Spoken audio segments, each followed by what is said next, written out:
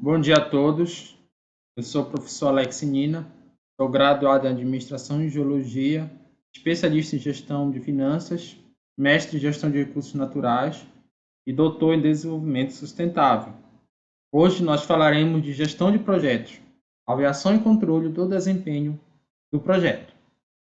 Sumário da nossa aula, nós teremos a introdução, onde nós trataremos de operações e projetos, como surgem os projetos, o que não é projeto, a gestão de projetos e portfólio de programa. Depois nós abordaremos as fases do projeto, que são 4, iniciação, planejamento, execução e encerramento. E depois falaremos especificamente da avaliação e controle de desempenho de projeto. Controle do cronograma, orçamento, escopo, qualidade de recursos, mudanças, orçamento, colaboradores, aquisições e riscos. O objetivo geral é compreender conceitos de avaliação e controle de desempenho de projetos, no que tange aos seus principais elementos. Os objetivos específicos são diferenciar operações e projetos, diferenciar portfólios, programas e projetos e conhecer as fases do projeto. Introdução. Projeto, pessoal, é um conjunto de tarefas realizadas num período específico, ao fim de alcançar objetivos pré-estabelecidos. Então, o grande que da questão é esse período específico. Então, a palavra-chave é isso, período específico. Por quê? São diferentes de operações. Enquanto que as operações elas são trabalhos continuados, constantes e rotineiros de uma organização, que tem como objetivo sustentar o negócio indefinidamente, os projetos são trabalhos únicos e temporários. Tem o objetivo de alcançar sua finalidade e finalizar o projeto. Então, apesar disso, eles possuem características incomuns, porque ambos são desempenhados por pessoas, são limitados por recursos escassos e restritos, e são planejados, executados e controlados, ou seja, gerenciados. Então, pessoal, o projeto ele é um desafio definido para criar um único produto ou serviço. Tá? Então, você tem no final do projeto um resultado, que é um produto ou serviço. Ele possui, de certa forma, uma elaboração progressiva, por isso que ele é dividido em etapas, e é temporário, porque cada projeto tem começo e final definido. O projeto é algo que você já define começo e fim. A temporalidade do projeto não significa curta duração, pois muitos projetos se estendem por anos. Mas, em todos os casos, sua duração é infinita. Eles são implementados também em todos os níveis da organização, ou seja, estratégico, tático e operacional.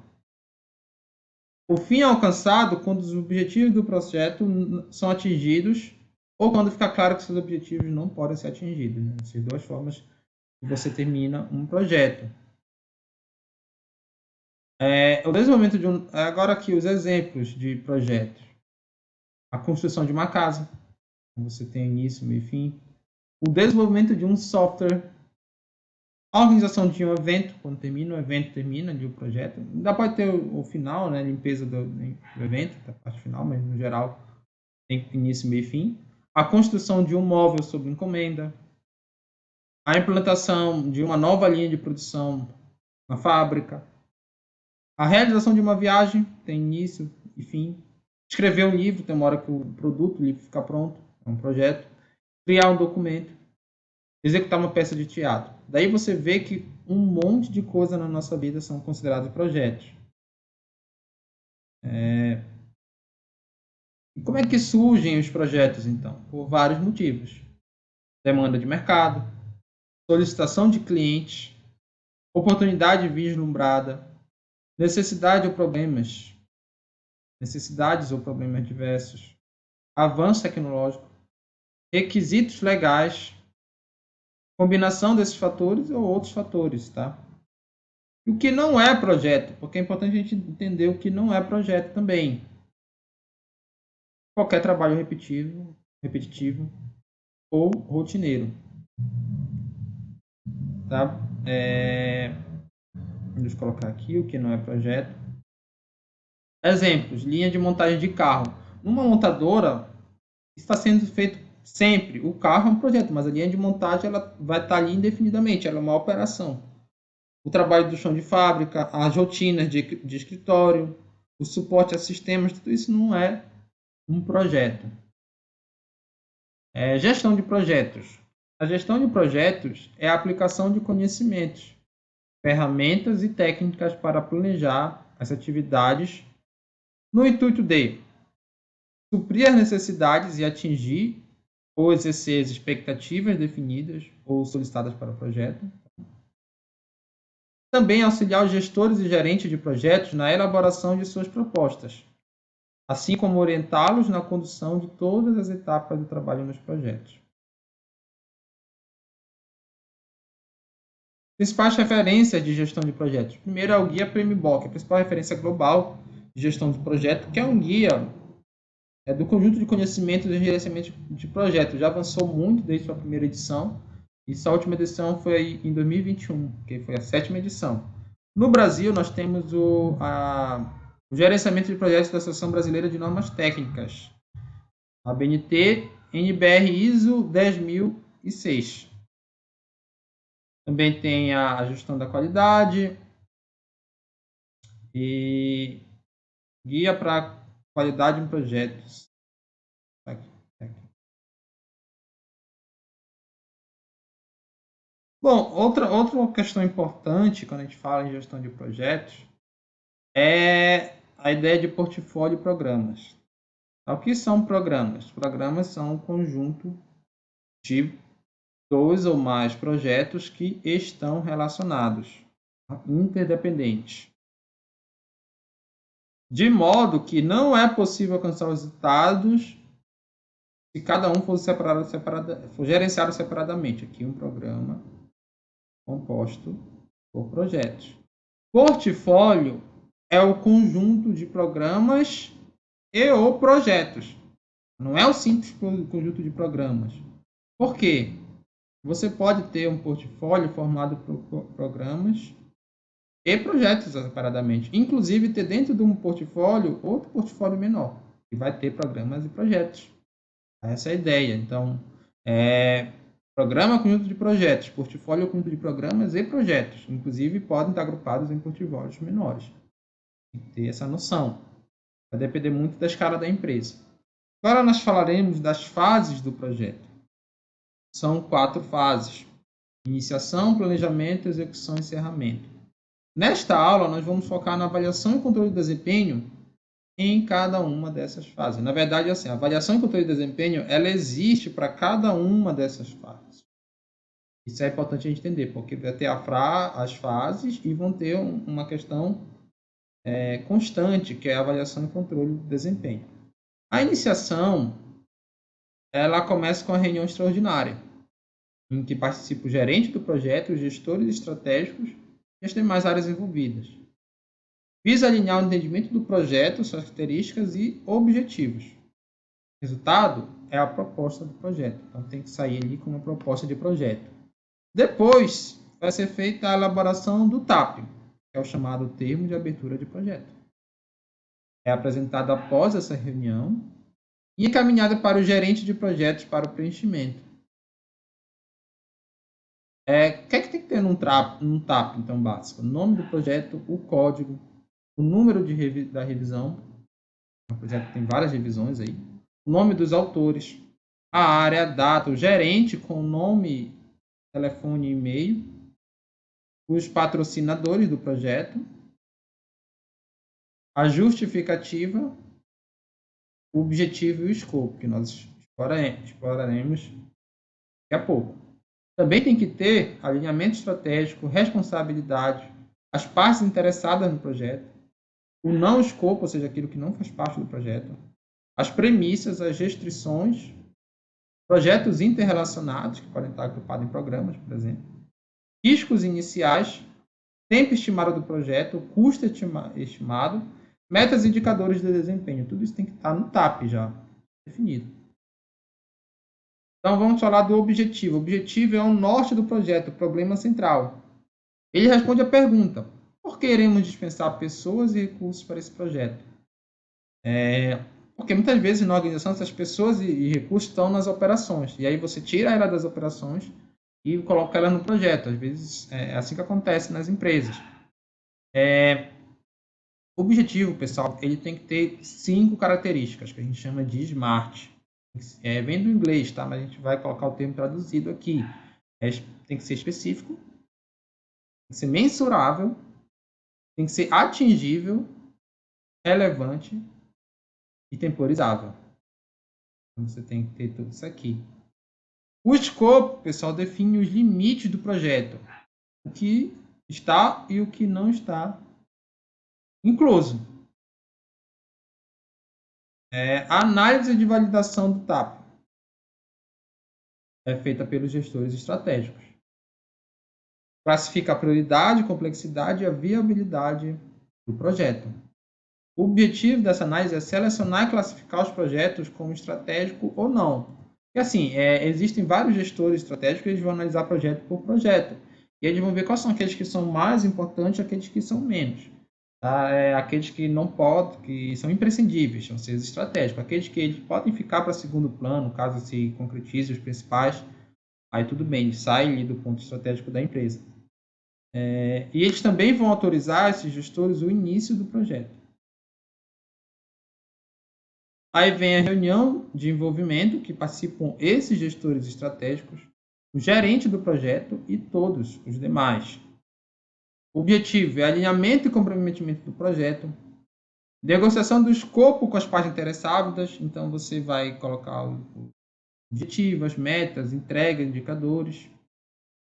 A negociação do apoio necessário, então, com equipe, espaço, equipamento, tudo que você precisa do projeto, você vai pensar. Você vai acertar essa reunião.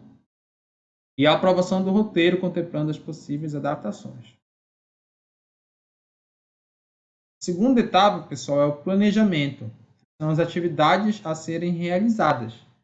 Você vai fazer um refinamento das informações contidas no TAP.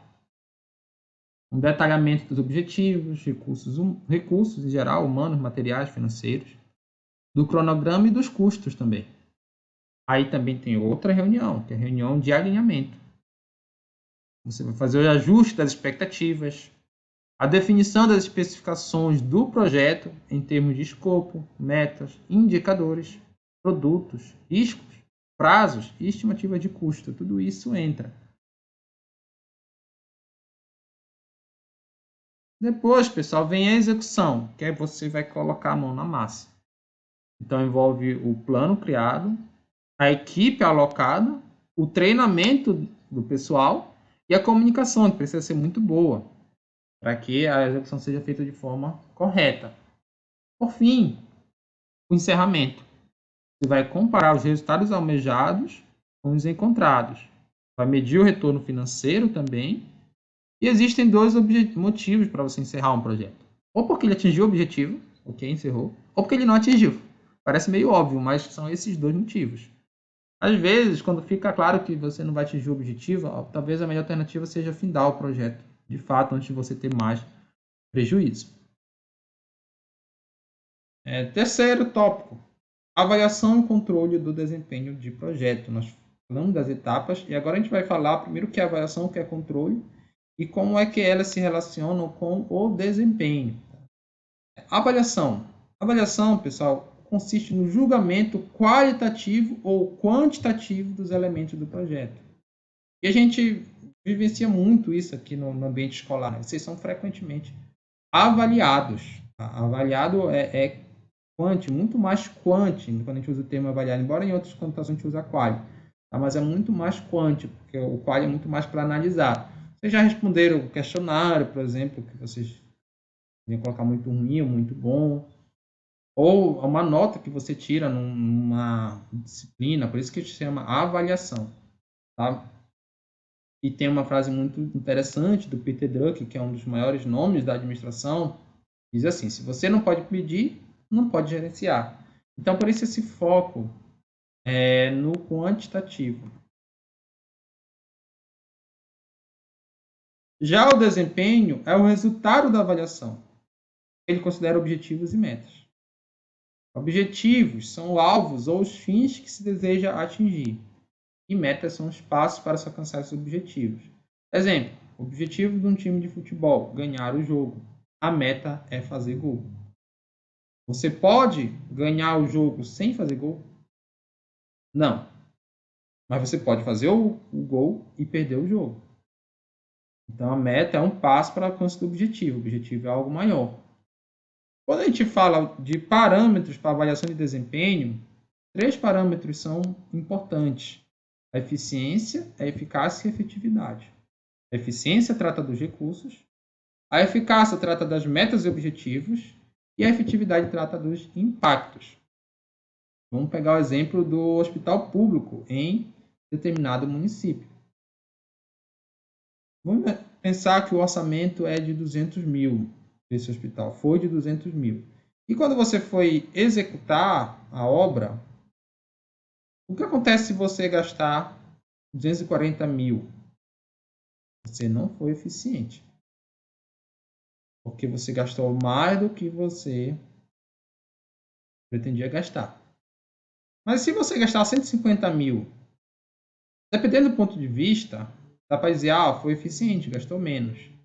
Mas tem um problema aqui de planejamento. Porque seria muito melhor se você, desde o início, prevesse que ia gastar os 150 mil. Você ia liberar para sua gestão orçamentária 50 mil, que poderia ser usado em outro projeto. Então, a eficiência também pode ser medida com o quão próximo você ficou do que realmente você pretendia fazer. A meta. Meta, pessoal, pode ser física ou temporal. Digamos que para esse hospital, a meta era construir em 2 anos. É temporal, né? E aí, se você construiu em 2 anos, ok, você foi eficaz. Alcançou o objetivo. Não importa se você gastou 240, 300 mil. Ser eficaz é alcançar o objetivo. Não importa os custos. E se você aí passou mais de 2 anos, você não foi eficaz. Menos, nesse caso, é melhor de fato, tá? Se gastou menos de 2 anos, significa uma eficácia acima do esperado até. Mas percebam já o conflito entre eficiência e eficácia. Você pode ser eficaz sem ser eficiente. O impacto, pessoal, ele é mais subjetivo. Na verdade, daqui para cá você aumenta a subjetividade. Por quê? Aí você vai refletir sobre o que você fez. Por exemplo, talvez seria melhor investir em saneamento. Tem estudos que mostram que para cada R$1 que o governo investe em saneamento, você economiza de R$4 a R$32 em saúde pública. Estudos mostram isso aí. Outra coisa, o imposto pago pelas pessoas valeu a pena? Essa crítica aí do próprio poder público. A gente paga imposto, não vem de graça, né? E a gente sabe que muitas vezes esse imposto é desviado. Então, você tem essas perguntas que são mais subjetivas. Mas é importante a gente entender essas 3 aqui. Esses 3 parâmetros de avaliação de desempenho. Por fim, o controle. Controle, pessoal, conjunto de atividades que, baseadas na avaliação do desempenho, visam comparar os resultados alcançados com os esperados, relatar o progresso ao patrocinador e aos stakeholders, promover ajustes na execução e atualizar constantemente o planejamento. Então, pessoal, o controle sempre se pauta em expectativas. Exemplo, controle de um portfólio de investimento. Você pode ter um conjunto ali de ações. E é interessante, olha só, 2 notícias. Itaú Unibanco tem lucro de 6,465 bilhões no terceiro trimestre, abaixo do esperado. Foi um resultado ruim, porque se esperava um lucro de 6,520 bilhões, segundo aqui os analistas. Quer dizer, a empresa teve lucro, mas teve lucro abaixo das expectativas. Olha só outra notícia. Por que prejuízo de 50 milhões do Nubank no semestre não é nada preocupante? porque já se esperava um prejuízo para a empresa e o prejuízo foi abaixo do esperado. Então, o julgamento não é simplesmente teve lucro, teve prejuízo. Se você ficar pensando nisso, o resultado do Itaú foi bom nesse semestre, porque teve lucro. E do Nubank foi ruim porque teve prejuízo. Mas o importante, pessoal, são as expectativas. E é com isso, e é nisso que se pauta o controle. O controle também se baseia na compreensão das causas do desempenho, porque aqui eu só estou falando qual foi o desempenho, mas eu tenho que entender o porquê. Tá? Se pode ser uma causa justificada, olha só. Alta do trigo reduz o lucro da M. Dias no primeiro trimestre. M. Dias é uma empresa que trabalha com produtos de massa e o principal insumo dele é o trigo, que é uma commodity listada em dólar. Teve um aumento do dólar ainda em 2019, né, notícia de 2019, e isso prejudicou ali a M. Dias.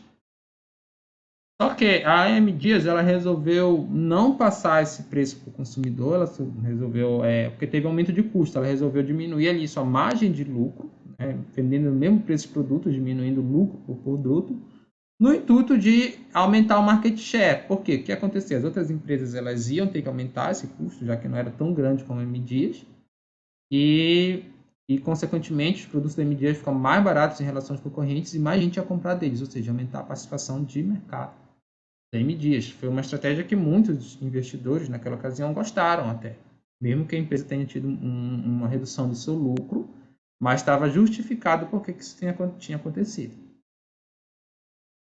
Quais são os elementos do controle, então? Temos o cronograma, o orçamento, o escopo, a qualidade, os recursos, mudanças, colaboradores, comunicações, aquisições e riscos.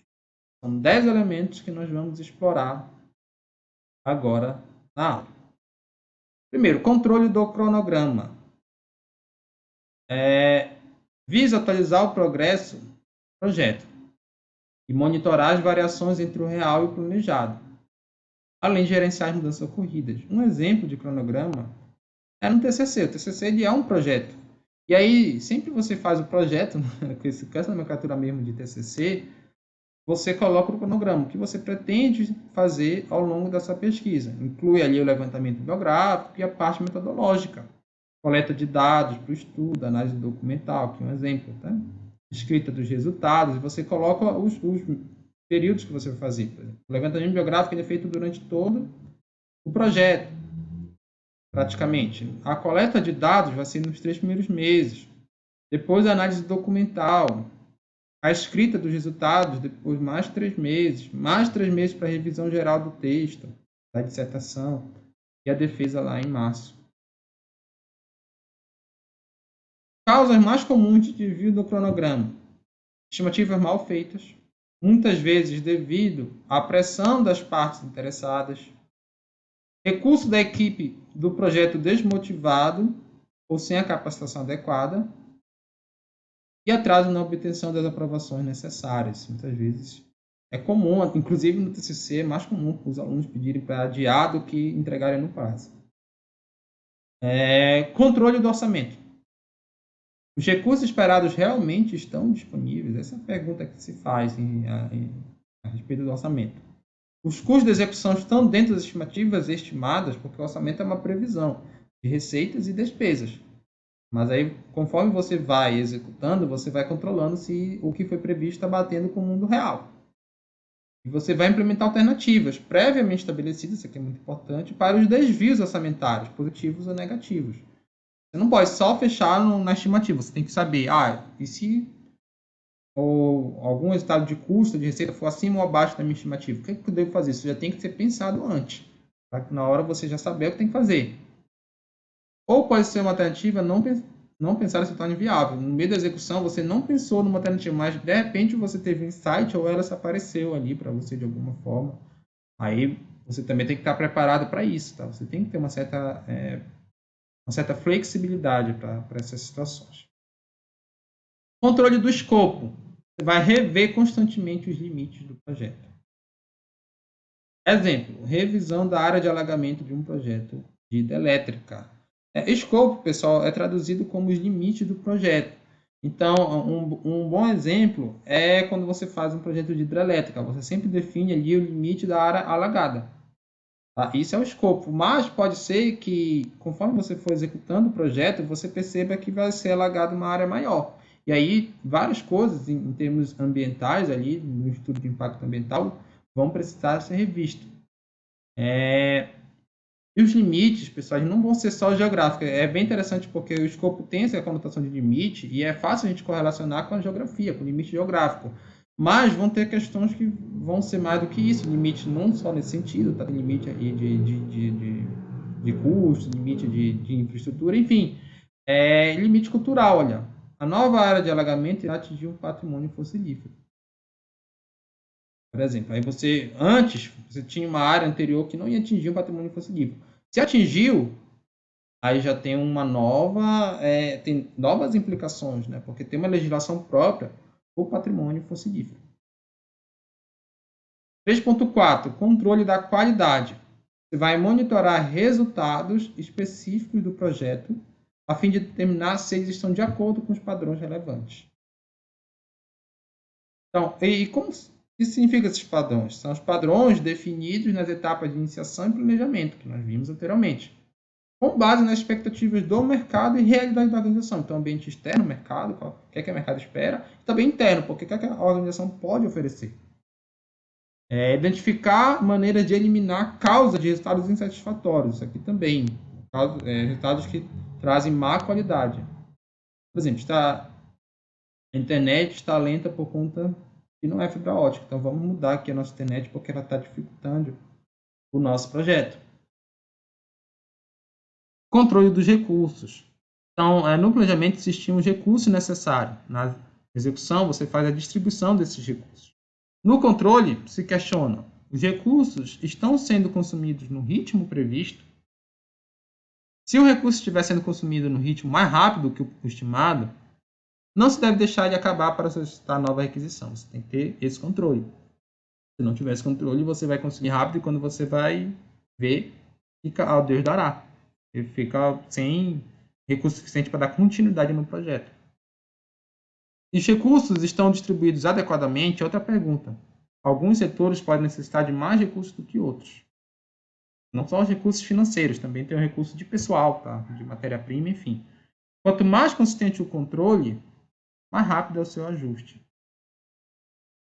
Controle de mudanças.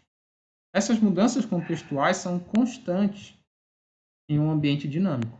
Exemplo, crise financeira acontece, políticas governamentais, o governo muda as coisas de uma hora para outra, fornecimento de insumo, demanda de mercado, tempo logístico concorrente, pode ser uma crise de uma pandemia também, como aconteceu recentemente. Então, para uma resposta rápida a essas mudanças, o controle precisa ser feito de forma integrada. Esse termo é chave, tá? Precisa ser feito de forma integrada. Você precisa estar com toda a área da gestão de projeto de forma a dialogar. Os objetivos são a revisão do impacto dos custos e benefícios gerados pela mudança, o replanejamento contemplando a mudança e a solicitação formal de resposta às mudanças. Controle dos colaboradores. Você vai medir constantemente a produtividade desses funcionários, o nível de satisfação e a rotatividade. Propor mudanças para melhorar esses índices, sobretudo que estiverem abaixo do esperado. Então, deve-se propor mudanças para melhorar esses índices, sobretudo se estiverem abaixo do esperado. Controle das comunicações. Você vai medir o desempenho da comunicação, ou seja, o nível de ruído que atrapalha a comunicação, o tempo da informação, pode ser que esteja demorando muito para a informação chegar onde deve, e o uso das tecnologias adequadas, a TI, tecnologia de informação, pode ser que estejam defasadas. A comunicação é super importante na gestão da empresa em geral, não só de projetos, né, vários tipos de gestão, e ela precisa ser melhorada sempre. Muitas empresas falham, justamente por falha, desculpa a redundância, de comunicação. Controle das aquisições. Envolve aquisições de materiais, serviços terceirizados. pessoas. Muitas vezes é chamado de controle de contratos, porque tudo isso você firma através de contratos, seja terceirizados, pessoas e materiais. O objetivo é assegurar que as partes atendam aos requisitos estabelecidos no contrato. Responsabilidade do gerente do projeto: fazer mudanças e correções, importante a participação do cliente, monitorar o desempenho do contrato e gerenciar as relações de aquisições. Tá? Por fim, controle dos riscos. Riscos são eventos, internos ou externos, que podem fazer com que um projeto não seja bem sucedido. E aí, pessoal, tem um gráfico super interessante para tempo de projeto, porque quando o projeto está no início, você tem mais incerteza e os riscos são maiores. Você tem que fazer o controle. Ao mesmo tempo que o custo de você mudar é mais baixo. Porque se identificou um risco bem aqui, algum problema, está no início do projeto, é mais fácil você corrigir do que no final. À medida que o projeto vai se desencadeando, os riscos vão diminuindo, porque você vai tendo mais clareza a respeito dos resultados finais do projeto, sejam bons ou ruins, ao passo que os custos vão aumentando, porque custa mais você ali reparar talvez um problema que tenha vindo desde o início.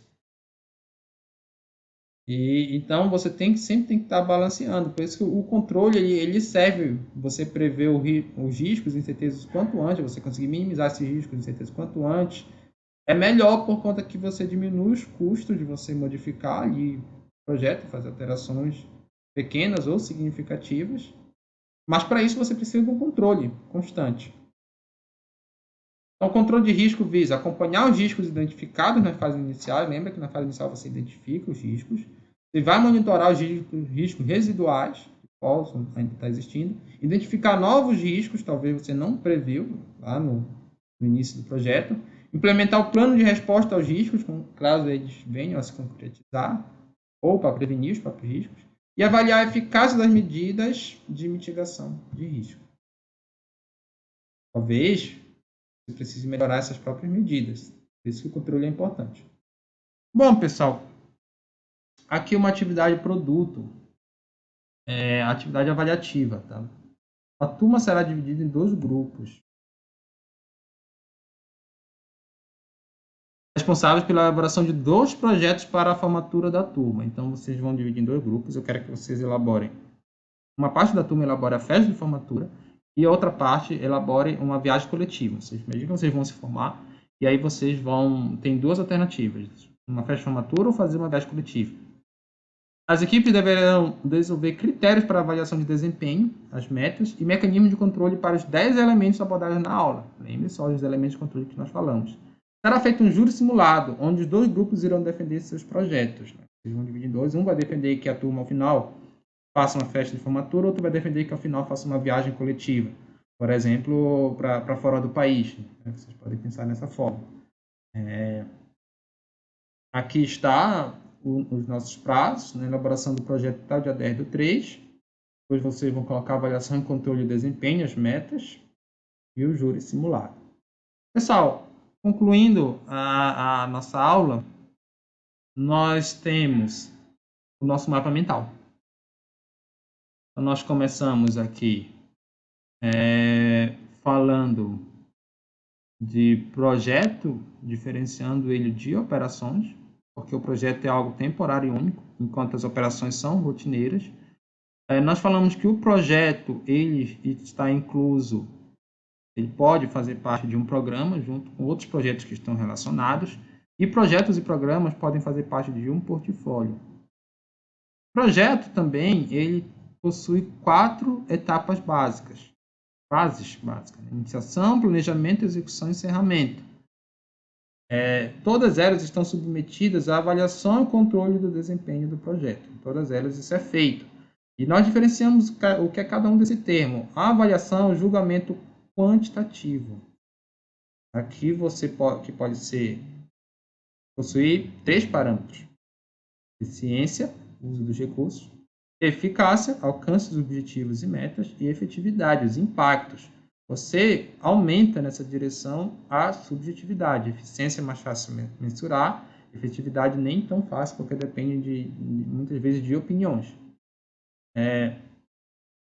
E aí também o desempenho é o resultado da avaliação. Por fim, falamos do controle, que você vai comparar o real com o esperado, relatar o progresso, promover ajustes e atualizar. E o controle ele é feito em 10 elementos: cronograma, orçamento, escopo, qualidade, recursos, mudanças, colaboradores, comunicações, aquisições e riscos. Aqui estão as referências dessa aula. Esta e todas as aulas da disciplina estão disponíveis no meu canal do YouTube. Se você quiser rever, esse aluno que não veio poderá assistir. Obrigado pela atenção, turma.